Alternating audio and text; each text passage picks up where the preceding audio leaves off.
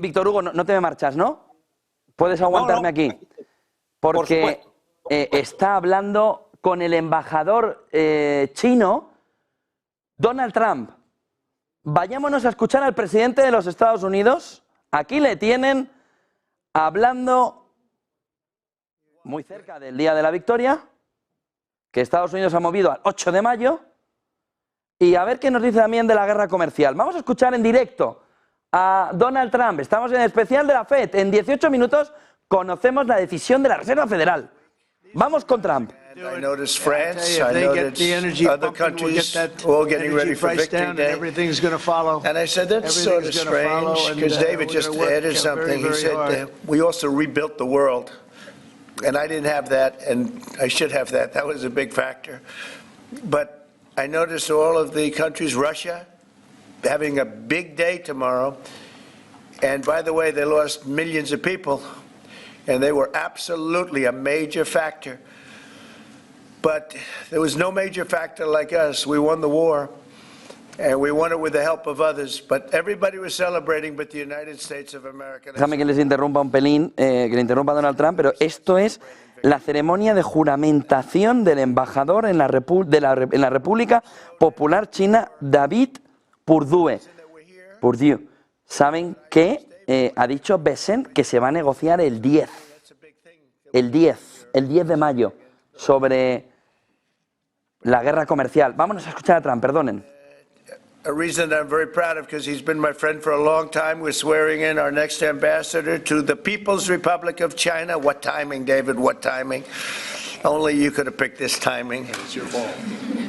I picked him a long time ago, but it just happened to come due on a pretty important date. But our friend David Perdue, Senator David Perdue, joining David this afternoon are his incredible wife Bonnie, been at his side for a long time. Their sons David and Blake, their daughter-in-law Danielle and daughter-in-law Charlotte, and their grandsons David, Hudson, and Jack.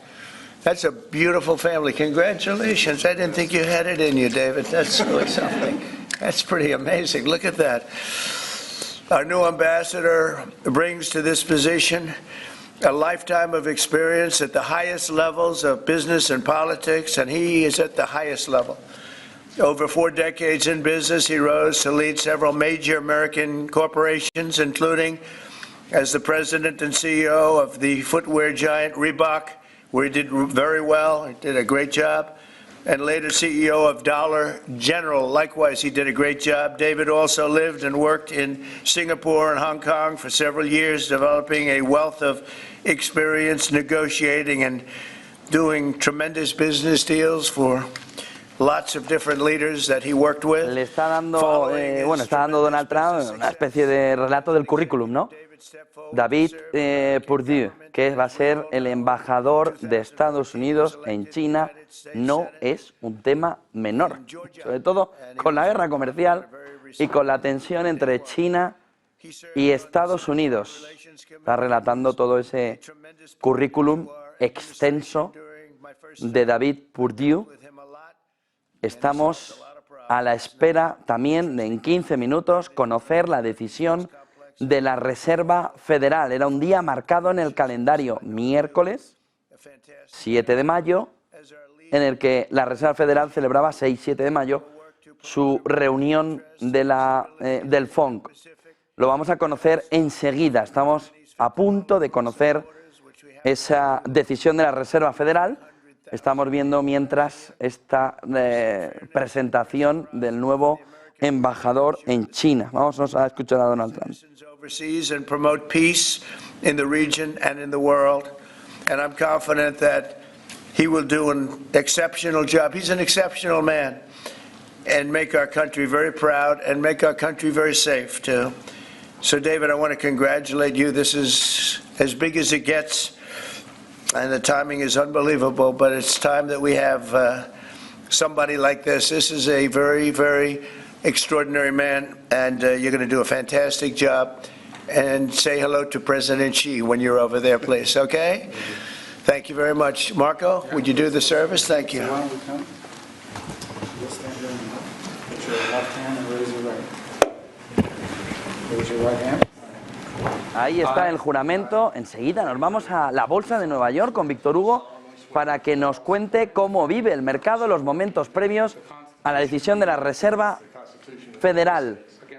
Está jurando David Perdue, que va a ser el embajador de Estados Unidos en China.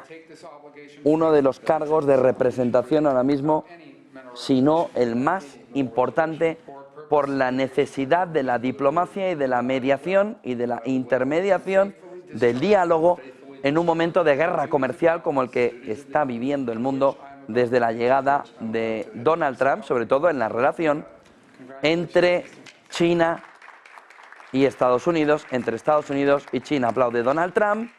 Enseguida nos vamos a la Bolsa de Nueva York con Víctor Hugo para ver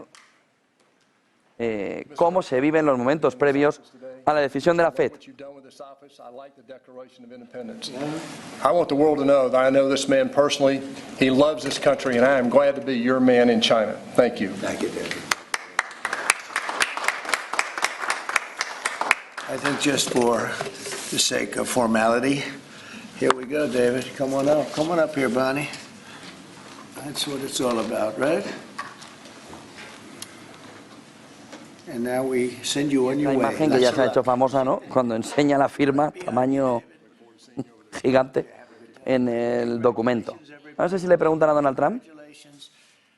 Any questions, please? The Treasury Secretary just told lawmakers that a tariff exemption for certain baby items like car seats is under consideration. Will you exempt some products that families rely on? I don't know. I'll think about it. I don't know. I really don't. I want to make it nice and simple. I'm not looking to have so many exemptions that nobody knows what it's doing. We have to make it very simple, but I'll take a look at it. Yep. Mr. President, there are rumblings in Washington that some House Republican moderates are opposed to defunding Planned Parenthood in this year's reconciliation package. What do you say to those members, and are you supportive of? Well, I don't know yet. I have to see, because you're just telling me that for the first time. We'll work something out. Mr. President, what are you hoping that your representatives will get out of the talks in Switzerland on China? And secondly, what does China need to do on fentanyl specifically? What do you want to see them do? Well, they have to stop fentanyl from coming in. That'll be a very big part. And I had that understanding with President Xi before I left last time, and we had a deal, and he would have honored the deal. But when Biden came in, of course, nothing ever happened with him. He didn't know what the hell he was doing. But that would have saved a lot of lives. That election cost us a lot of lives and a lot of heartache. The fact that we went through 4 years of misery, and you look at what's coming through the border, and the job of getting murderers out of our country. So many bad things happened. The wars. You wouldn't have October 7th. You wouldn't have Russia fighting with Ukraine. You wouldn't have had that disaster in Afghanistan. You wouldn't have had inflation. All these things would have not taken place. So sad to see what happened. Any other questions? Are your administration sending migrants to Libya? I don't know. You'll have to ask Homeland Security, please. Would you support sending migrants? Would you support sending migrants? That Russia was asking for too much to end the war. Given that, do you still have confidence that? When did he say that? Earlier this morning. Lo más importante que ha dicho Trump ahora mismo, aparte de lo del fentanilo y demás con el tema de China, es que no sabe todavía de las exenciones, que bueno, que va a tomar un tiempo en entenderlo, ¿no? En decidir alrededor de ello. I'm not happy about it. Okay. Just to follow up, sir, on the talks in Switzerland, what do you expect? What do you hope to come out of We'll it? see. I mean, look, it's we were losing $1 trillion a year. Now we're not losing anything. You know, that's the way I look at it. We were losing with China on trade $1 trillion a year, more actually, 1.1. But let's say $1 trillion. You know what we're losing now? Nothing. That's not bad. Are you President, are you planning a new ceasefire and hostage deal proposal for Israel and Hamas before you head over to the region next week? Where? In Gaza. In Gaza. Well, we're going to see what's happening. There's a lot of talk going on about Gaza right now. You know that, right? So you'll be knowing probably in the next 24 hours. Are you taking diplomatic actions between the war in India and Pakistan? What's your position? Oh, it's so terrible. My position is I get along with both. I know both very well, and I want to see them work it out. I want to see them stop. And hopefully they can stop now. They've gone tit for tat So hopefully they can stop now, but I know both. We get along with both countries very well, good relationships with both, and I want to see it stop. And if I can do anything to help, I will be there. By the way, unrelated, but I guess it's all related when you look at the world nowadays. Rwanda and the Congo, we've made a lot of progress in getting that disaster stopped. We've had a very talented person over there, and we've made a lot of progress with Rwanda and Congo fighting a very violent war, by the way. China says in order to have substantive negotiations, you have to bring down your 145% tariffs. Are you open to pulling back your tariffs in order to get China to the negotiating table? No. Mr. President, Senator Tillis has come out against Ed Martin as U.S. Attorney. Do you have any response to that? Well, it's disappointing because, you know, I know Eddie's very talented. Crime is down in Washington, D.C. Street crime, violent crime by 25%. And people have seen, they've noticed a big difference. So I didn't know that, but if anybody voted against him, I feel very badly about it, only in the sense that in this short period of time that he's been there, crime is down 25% in Washington, D.C., but that's really up to the senators. If they feel that way, they have to vote the way they vote. They have to follow their heart, and they have to follow their mind. Mr. President, when is referring to the Persian Gulf as the Arabian Gulf? Are you going to make that announcement on your trip? They're going to ask me about that when I get there, and I'll have to make a decision. So you haven't made a decision yet? I don't want to hurt anybody's feelings. I don't know if feelings are going to be hurt. Why have a case right over here? It's called Gulf of America, and I guess a lot of people get ideas from us. But the Gulf of America was something I thought should have been named a long time ago.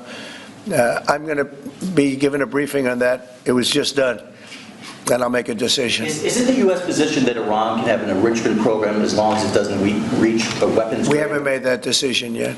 We will, but we haven't made that decision yet. President, China said the U.S. initiated the trade talks this weekend and that its position hasn't changed. Are you still confident you can reach a deal with China? They said we initiated? Well, I think they ought to go back and study their files. Okay, I do think that. Go ahead. What do you? Are you planning to ease chip export restrictions to some of these Gulf countries, and then also make announcements regarding? We might be doing that, yeah. And their nuclear programs, civilian nuclear programs. And it'll be announced soon.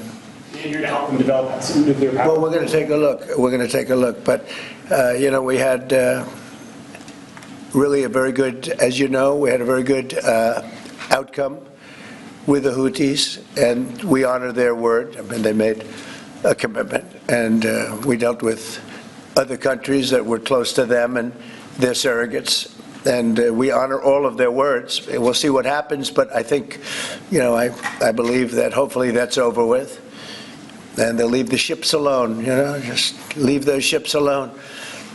But so we do. We take their word for it. It was, we hit them very hard. They had a great capacity to withstand punishment. They took tremendous punishment. And, you could say there's a lot of bravery there. It was amazing what they took. But we honor their commitment and their word. They gave us their word that they wouldn't be shooting ships anymore, and we honor that. I want to thank you all for being here. I want to congratulate David Perdue and his family. He's going to be really an incredible ambassador to China. I have no doubt about it. And we're going to work together very closely. Thank you all very much. Thank you. Thank you, David. Right off, everybody. Thanks, everybody. Go.